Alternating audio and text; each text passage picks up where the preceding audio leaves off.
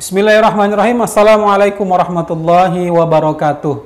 Kembali di channel Majalah Sahid, channel Majalah Suara Hidayatullah.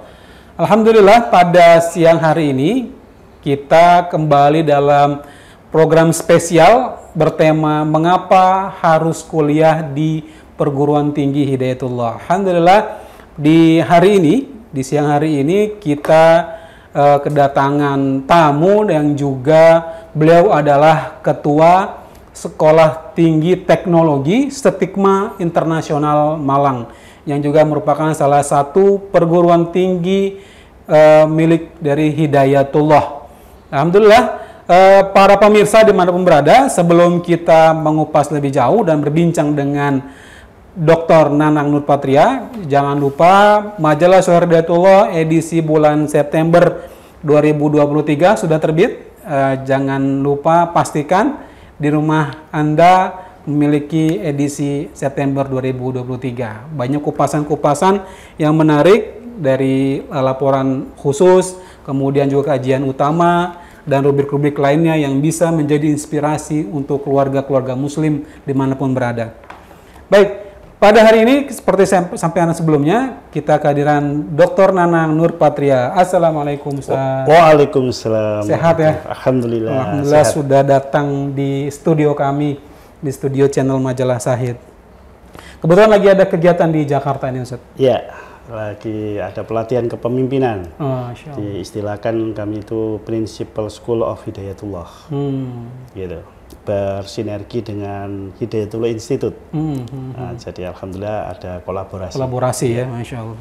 Baik Ustaz, bicara tentang STT Stigma Internasional Malang ya Ustaz. Ini kan merupakan perguruan tinggi Hidayatullah ya, salah satu di antara 10 ya Ustaz, 10 PTH. 8 ya. Ada 8 ya, ada 8 yang resmi PTH di Indonesia. Nah, mungkin di kesempatan pertama ini kami ingin memberikan kesempatan kepada Ustadz menyampaikan profil dari STT Stigma Internasional Malang. Targetnya seperti apa, dihadirkan seperti apa yang ingin disampaikan. Silakan. Bismillahirrahmanirrahim. Assalamualaikum warahmatullahi wabarakatuh. Waalaikumsalam warahmatullahi wabarakatuh. Para pemirsa Suara Hidayatullah yang dirahmati Allah dan Bang Ahmad. Siap. Alhamdulillah. Kami mewakili STT Stigma Internasional Malang ya, sebagai ketua perguruan tinggi Hidayatullah. Salah satu perguruan tinggi Hidayatullah yang boleh dikatakan hadir yang keempat. Setelah Style, STI dan STIS, itu Stigma. Itu yang keempat. Sebenarnya perguruan tinggi Stigma ini sudah lama, sejak tahun 99. Tepatnya itu mendapatkan izin, bahkan tahun 95 sudah diawali dengan program semacam pendidikan ilmu komputer seperti bimbingan, seperti kursus begitu. Sampai sejauh ini sudah mengalami metamorfose dan sempat mengalami kejayaan. Tahun 2000 itu mengalami kejayaan, booming sekali Stigma ini. Alumni Stigma bahkan itu menduduki posisi penting di perguruan tinggi negeri yang ada di Malang, baik di UIN, di UB, di UMM juga begitu, di UM demikian juga. Rata-rata para kaprodi itu alumni Stigma. Jadi menunjukkan memang Stigma itu adalah perguruan tinggi pionir di bidang animasi, grafis, dan komunikasi. Memang begitu. Dan ini setelah takdir Allah ya, qadarullah, ini Hidayatullah yang bermimpi ingin mendapatkan sebuah perguruan tinggi umum, dan takdirnya mendapatkan hibah. Di tahun 2013 almarhum Haji Soim menghibahkan STT Stigma ini ke Hidayatullah lewat BMH. Setelah itu dikomunikasikan dengan DPW Hidayatullah Jawa Timur, akhirnya disetujui, disepakati dan disampaikan ke DPP. Ini ada hibah dan dikelola oleh DPW. Nah, sejak tahun 2013 itu sudah bergabung dengan Hidayatullah. Alhamdulillah. Dan Saya sebagai ketua sudah termasuk yang senior, bahkan hampir dikatakan menjelang 10 tahun. Ini 2 periode yang berlangsung selama ini. 2013 masih menjadi dosen luar biasa. Setahun berikutnya menggantikan ketua yang lama dan memang sudah waktunya pergantian juga. Sudah 10 tahun dan memang 2 periode. Jadi pas sekali. Dan kami ingin menyampaikan bahwa di STT Stigma ini tidak masa lalunya ya, tapi masa depannya. Masa depan. Nah, ini sekarang sudah dibangun branding ulang, rebranding begitu. Kita menginginkan memang STT Stigma ini menghasilkan, memproduk, melahirkan para teknokrat, para teknopreneur, gitu ya. Jadi menginginkan teknokrat, teknopreneur itu memang hadir dari perguruan tinggi Hidayatullah yang namanya STT Stigma Internasional ini. Nah, kita menginginkan para kader-kader, para cyber army bahkan begitu bisa melakukan fungsinya di era teknologi yang turbulen seperti ini. Itu penting sekali kehadiran ahli-ahli teknologi itu.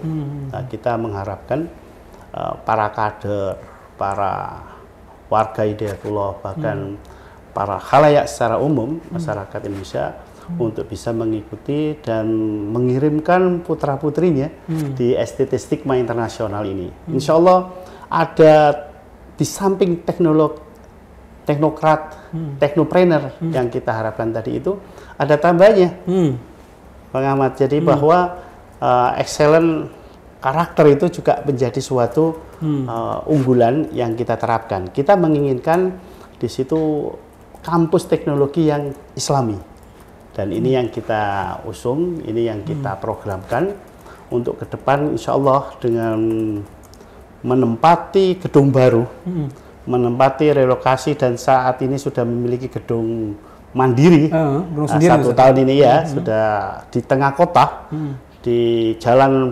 provinsi bahkan begitu. Insya Allah tahun ini menjadi masa Golden Age Stigma. Masa Golden Age Stigma. Ini kemasan stigma. Ini 1 tahun ke depan, bahkan kita programkan 10 tahun ke depan kita sudah menjadi kampus yang berpengaruh dari sisi teknologi dan akan bermetamorfosis, beralih status akan menjadi institut. Kita akan program untuk menjadi institut teknologi, insya Allah begitu. Small and beautiful. Insya Allah, small and beautiful. Yeah. Siapa yang disasar Ustadz untuk yang kuliah di Stigma ini? Apakah memang khusus kader-kader Hidayatullah yang lahir dari pesantren-pesantren Hidayatullah se-Indonesia ini, atau juga untuk umum? Ya, tadi yang paling pokok sebenarnya kita menginginkan para fungsionaris sekolah-sekolah, khususnya amal usaha di Hidayatullah, itu semuanya membutuhkan ahli teknologi.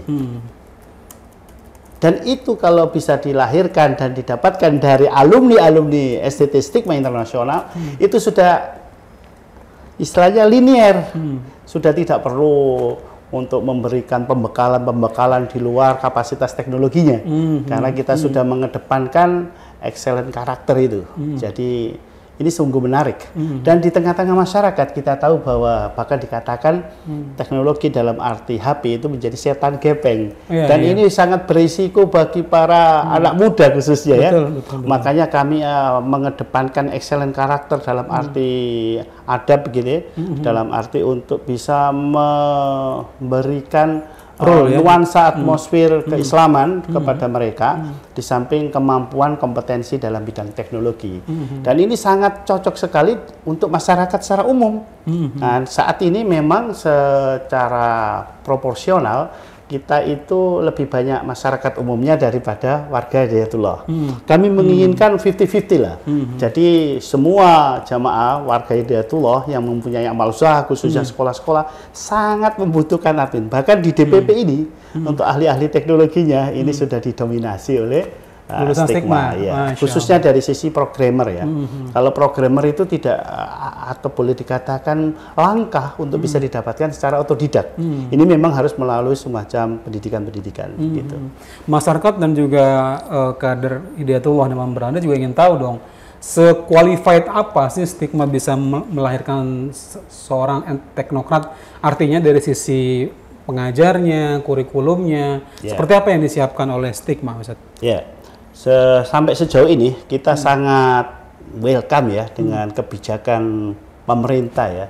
Jadi bahwa pemberlakuan tidak diwajibkan untuk membuat tugas akhir berupa skripsi itu lebih menarik untuk program-program kuliah yang berbasis project seperti stigma ini. Dua jurusan yang ada, teknologi informasi dan arsitektur berbasis komputer juga, ini sangat menarik karena berbasis project.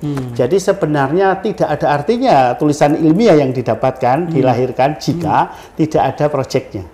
Makanya ini yang paling utama project, dan itu sangat menarik. Program Merdeka Belajar ini juga menjadi menarik karena magang Merdeka Belajar yang ada ini semua itu berbasis project sebenarnya. Dan itu stigma pas sekali. Jadi sangat cocok untuk bisa memerankan kampus ini dengan program-program pemerintah yang ada. Ini insya Allah stigma akan menjadi luar biasa di 10 tahun kedua ini. Dengan saat ini yang 10 tahun kemarin masih cukup tertatih-tatih, harus karena relokasi, alhamdulillah tadi itu sudah mendapatkan tempat yang sesuai di tengah kota pendidikan di kota Malang. Dari 54 perguruan tinggi yang ada di Malang, yang cukup kecil di kotanya saja ini dan kita menempati posisi yang strategis, ada di tengah kota, jalan provinsi. Insya Allah ini 10 tahun kami optimis. 10 tahun kedua setelah ini dilihat oleh masyarakat dan tanpa promosi, karena itu jalan besar, tanpa promosi akan menjadi suatu publikasi tersendiri. Kami yakin insya Allah ini tercapai 2 kelas, target kami 80 mahasiswa baru di tahun ini, insya Allah tercapai sampai dengan akhir September ini. Kalau tenaga pengajar bagaimana, Ustaz? Tenaga pengajar yang disediakan juga qualified untuk menghasilkan tenaga-tenaga teknokrat yang berkualitas. Sejauh ini memang di stigma ini boleh dikatakan kita berlebih. Bahkan SDM dengan segala variasinya kita ini berlebih. Mengapa? Karena sebelumnya kita mempunyai 5 prodi, 3 prodi dalam bentuk diploma. Karena diploma ini sudah mengalami istilahnya degradasi begitu ya. Akhirnya kita mencoba untuk menutup karena tidak memberikan nilai poin atau added value untuk kenaikan status. Jadi yang dinilai itu hanya program S1 karena adanya vokasi-vokasi, diploma ini mengalami penurunan. Untuk efisiensi dan efektivitas kami mencoba untuk menutup yang D3, yang mengembangkan yang S1. Begitu ya.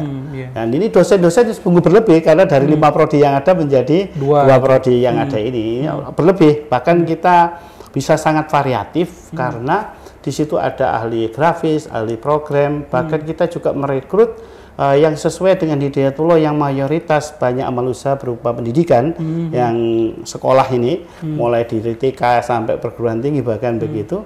Ini sangat pas karena program-program yang dikedepankan adalah pembelajaran interaktif berbasis teknologi yang sekarang lagi sangat dibutuhkan, dan itu yang ingin kita kembangkan nanti bisa menghasilkan aplikasi-aplikasi.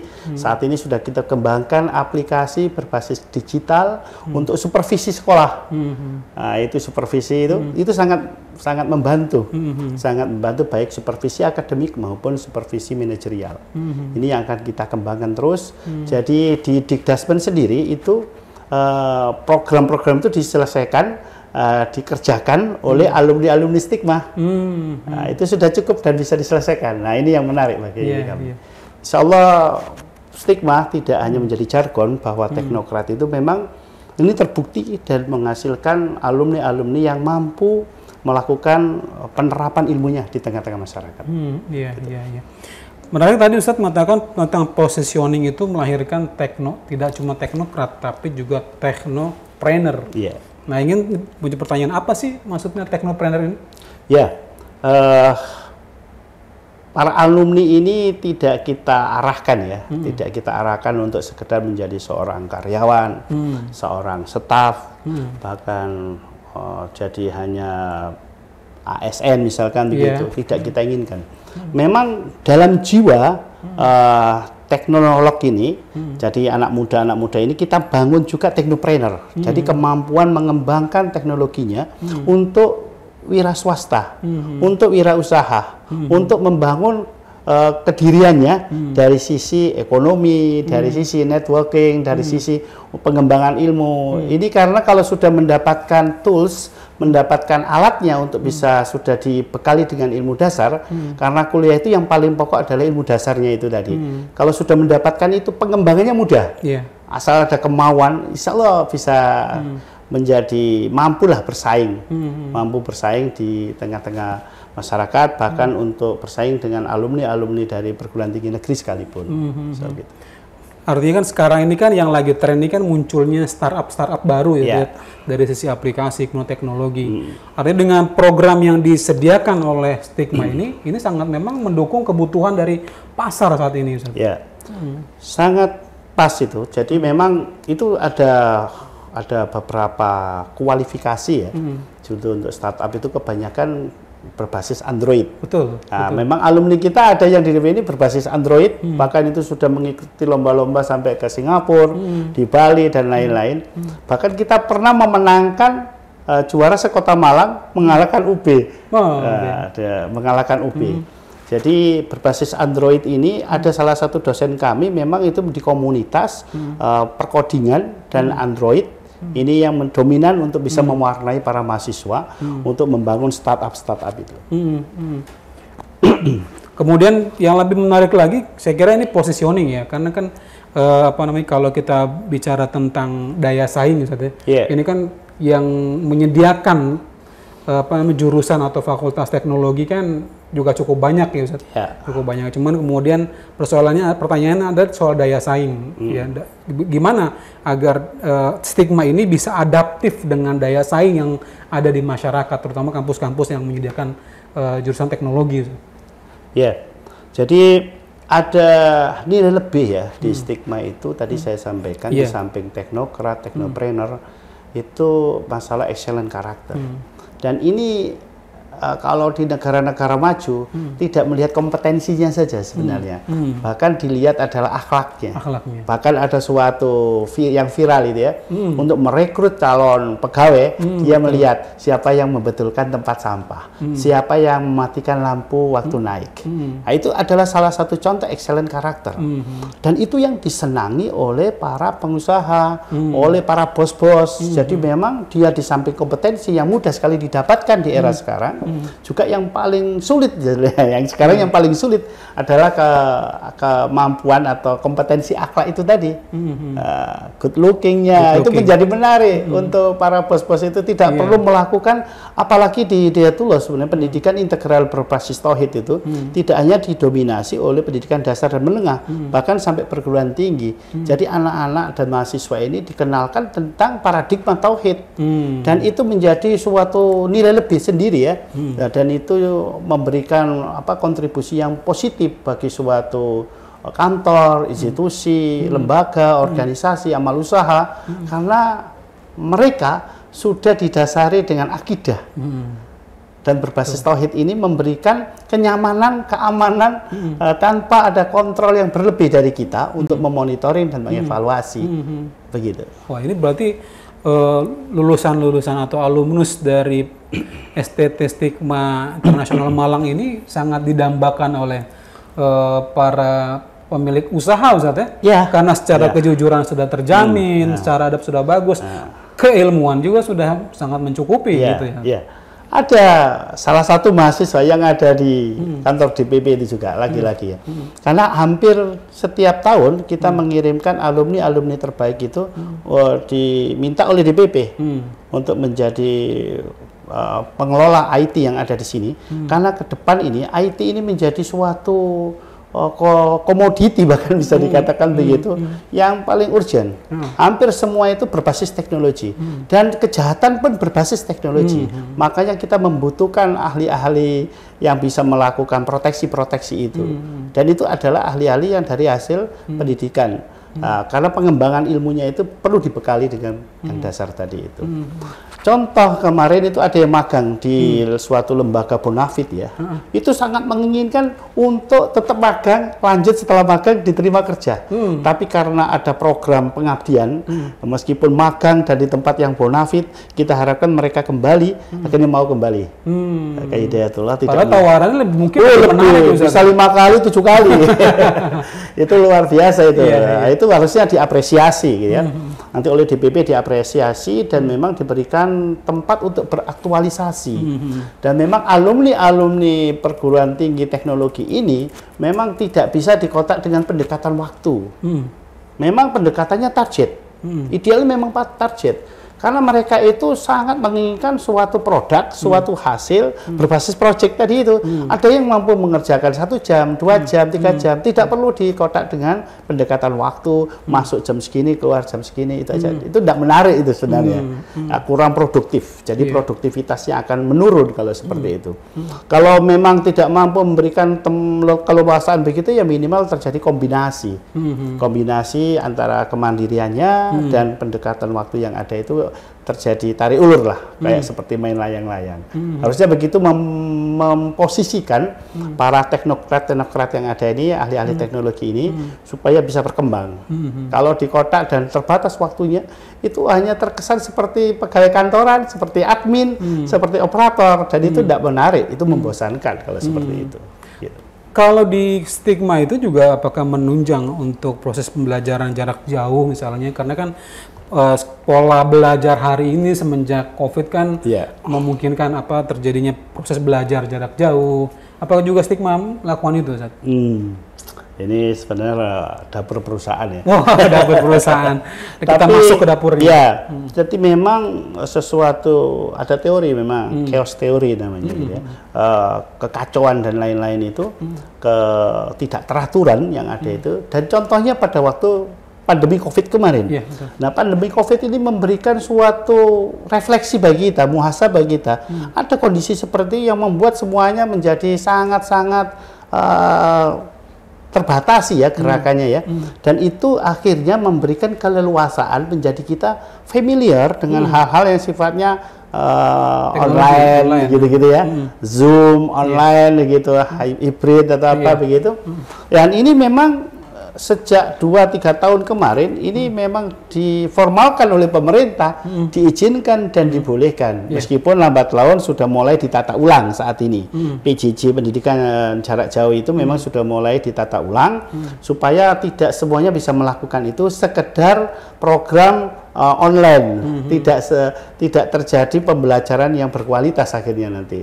Ya, saya setuju dengan pemerintah, tapi memang ini tidak bisa ditutupi, tidak bisa dikekang, bahwa pendidikan jarak jauh ini saat ini sudah sangat terbuka, bahkan legal ini untuk dilaksanakan di mana-mana bisa legal, begitu. Dan perguruan tinggi teknologi itu sangat mendukung, betul. Dari peralatan, dari kebiasaannya mereka, para mahasiswa yang ada itu sudah sangat familiar dengan bab-bab teknologi ini, dengan peralatan teknologi yang ada ini, itu sangat mendukung sekali. Dan ini kans, maka saya katakan kami sebagai pengelola stigma ini sangat berpeluang ya. Tantangan yang ada ini memberikan daya peluang yang luar biasa. Kalau kita memang mampu sederajat dalam sisi teknologi dan ada tambahan added value tadi itu dalam bentuk excellent karakter, ini luar biasa. Dan ini akan kita kembangkan. Kita inginkan teknokrat dan teknopreneur ini hidup di stigma ini, karena tidak bisa tidak. Karena seringkali kan ada persepsi bahwa namanya teknologi itu kan bebas nilai, Ustaz ya. Bebas nilai, dan kemudian menetapkan positioning dalam adab atau excellent karakter ini kan menjadi sesuatu yang unik juga ya, Ustaz. Menjadi yang unik, dan mungkin ada nggak perbandingannya, Ustaz? Dengan pola yang sama dilakukan di tempat lain, apa ini menjadi suatu hal yang pertama dilakukan di Indonesia? Sebenarnya tidak yang pertama, ada juga di lembaga lain itu yang boarding. Itu khususnya yang saya tahu di UIN ya, UIN Malang itu boarding, bahkan jurusan apapun bisa boarding untuk setahun pertama. Tapi 2 tahun, 3 tahun, 4 tahun berikutnya itu menjadi suatu masalah juga. Makanya kami di stigma ini memang ada yang boarding, ada yang non boarding.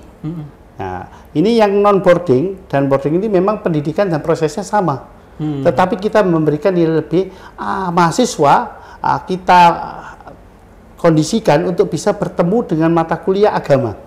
Jadi mata kuliah agama itu harus ditempuh mulai semester 1 sampai semester 8.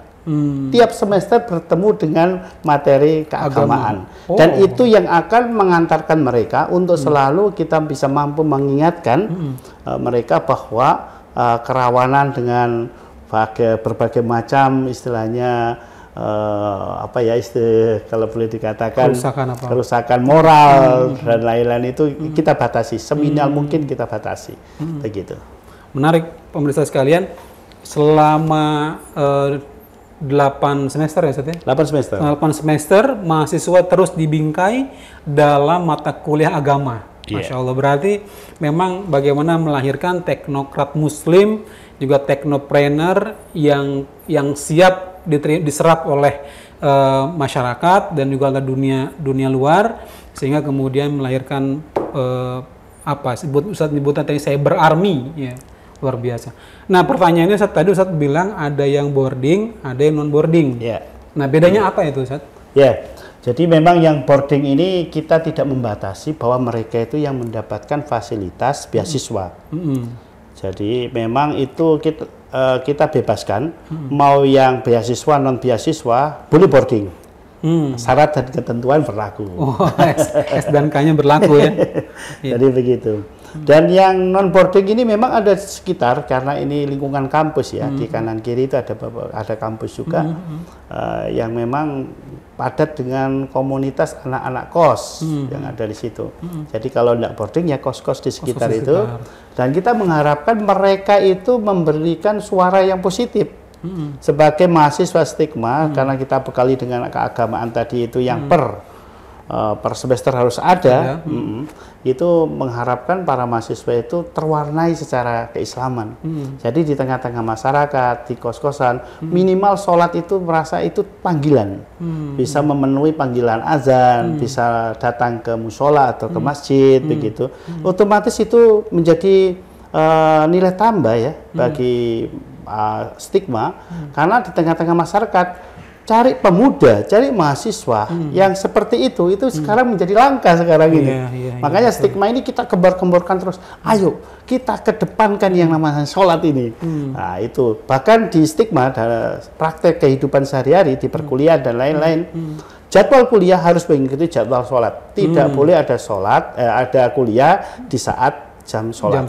Ya, jadi kita jam sholat harus sudah break semua, datang ke masjid yang kita siapkan untuk baik putra maupun putri itu harus sholat semua, baru dimulai lagi. Tidak ada perkuliahan di saat jam sholat. Begitu. Dan tidak boleh melewati jam sholat pokoknya. Nah, kalau yang pengabdian, apakah khusus yang boarding saja atau dua-duanya memang diwajibkan untuk dilakukan pengabdian, Ustaz? Oh, enggak. Jadi memang bicara pengabdian ini bicara MOU ya, bicara perjanjian ya. Karena siapa yang mengabdi itu sesuai dengan penunjukan atau pengiriman yang dilakukan oleh institusi, lembaga atau organisasi tertentu. Bahkan dari Hidayatullah maupun di luar Hidayatullah. Begitu, terjadi komunikasi, terjadi MOU, disepakati, nanti ini kalau lulus akan ditarik kembali. Jadi ada juga yang free, dalam arti tidak bebas, kita diserahkan kepada kami, akhirnya kami komunikasikan dengan organisasi untuk ditempatkan di tempat-tempat strategis yang mendukung pengembangan ilmunya, juga pengembangan organisasi, begitu. Pengabdian itu dilakukan setelah proses perkuliahan selesai ya nanti? Ada beberapa model sebenarnya. Kita sudah mengembangkan, tidak harus pasca kuliah dia itu mengabdi. Bahkan di saat kuliah dia bisa mengabdi. Salah satunya ini kami coba kembangkan di stigma ini, dia magang atau dia ngabdi dengan kita berikan tugas-tugas tambahan di semester akhir, di tahun terakhir, supaya bisa mengurangi pengabdiannya, bahkan begitu. Kita berharap sebenarnya pengabdian itu tidak berbatas ya, tidak berbatas waktu sebenarnya. Kita menginginkan 4 atau 5 tahun yang ada itu, setelah 4-5 tahun mereka itu merasa tercelup dan harus merasa bahagia setelah bergabung dan mengabdi di kita, tidak bahkan meninggalkan begitu. Ini yang kita harapkan. Makanya ini proses-proses pengabdian, proses magang, proses apa ini perlu diolah. Diolah sedemikian rupa sehingga memberikan kenyamanan kepada mereka. Makanya saya katakan teknokrat dan teknopreneur, khususnya teknopreneur, kita beri kesempatan mereka untuk bisa mengembangkan keilmuannya secara mandiri juga dengan fasilitas yang sudah kita siapkan. Nah, begitu. Secara formal memang ada masa waktu proses pengabdian, Ustaz? Pernah memang dijadikan suatu maklumat. Sebenarnya itu pengabdian dalam arti pengambilan ijazah. Pengambilan ijazah. Beberapa kondisi itu tidak menunggu 5 tahun. Kadang-kadang karena kita membutuhkan tenaga-tenaga yang lebih kompeten lagi, ada yang ingin melanjutkan kuliah dengan beberapa rekomendasi dari A, dari B gitu, kita persilakan, ada yang menjamin, ada personal garansi yang melakukan hal itu, kita berikan untuk pengembangan ilmunya. Jadi tidak menunggu 5 tahun. Nah, kita menginginkan hal itu juga di stigma ini, karena nanti kadaluarsa. 5 tahun ini keilmuan teknologi itu sudah kadaluarsa. Bahkan tiap tahun sudah berubah gitu. Nanti ketinggalan zaman. Nah, beda dengan yang lainnya. Ini mengharapkan kesusahan untuk stigma ini. Gitu. Nah, terakhir nih Ustaz, biayanya gimana Ustaz? Yang berbayar itu Ustaz? Mahal kan nih di stigma Ustaz? Ini bahkan kami malu sebenarnya menyampaikan karena saking murahnya nih. Karena terlalu murah. Jadi perguruan tinggi di luar itu kalau teknologi itu perguruan tinggi mahal. Betul, image kan begitu. Iya. Boleh dikatakan kalau ditarik ring gitu ya, antara pendidikan yang paling murah biasanya keagamaan atau keguruan. Yang paling tinggi itu biasanya kedokteran. Nah, dan teknologi ini di tengah-tengah. Jadi middle ke atas. Nah, stigma ini masih middle ke bawah. Nah, kita ingin mencoba untuk bisa merambah ke seluruh masyarakat bawah juga gitu ya, yang tidak punya kesempatan kuliah di perguruan tinggi yang boleh katakan teknologi tadi itu yang mahal, boleh dikatakan begitu juga di luar itu. Makanya stigma ini ngambil posisi di situ, mengambil peran di situ.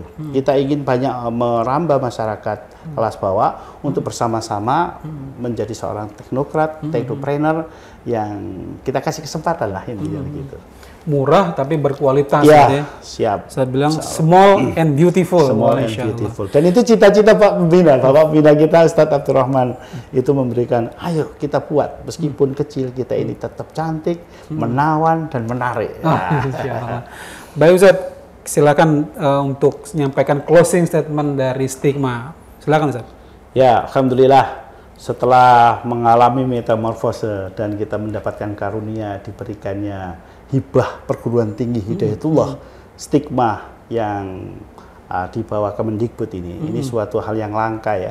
Karena pendirian perguruan tinggi di bawah Kemendikbud itu boleh dikatakan moratorium. Ada pembekuan, ada pemberhentian sementara, moratorium. Kita di saat kehausan seperti itu mendapatkan hibah perguruan tinggi di bawah Kemendikbud dengan jurusan yang seksi, boleh dikatakan begitu. Sampai sekarang 10 tahun berjalan, ini bahkan lebih seksi lagi. Maka saya katakan menuju 10 tahun kedua periode yang ke depan ini, stigma mengalami masa kejayaan insya Allah. Dan kita tunggu semuanya pada seluruh warga Hidayatullah, jamaah Hidayatullah, bahkan masyarakat umum untuk kuliah berbondong-bondong datang ke kampus stigma, STT Stigma Internasional ini. Mari kita lahirkan para teknokrat, teknopreneur yang berbasis tauhid ini. Masya Allah. Jadi kalau mau jadi ahli teknologi, mau jadi ahli entrepreneur, dan jadi seorang muslim yang keren, wah, kuliah di stigma. Ya, nanti insya Allah kita masukkan caption linknya di link caption ya insya Allah. Baik, terima kasih atas perhatiannya. Bincang kami dengan Ketua STT Stigma Internasional Malang, mudah-mudahan bermanfaat. Assalamualaikum warahmatullahi wabarakatuh. Waalaikumsalam warahmatullahi wabarakatuh.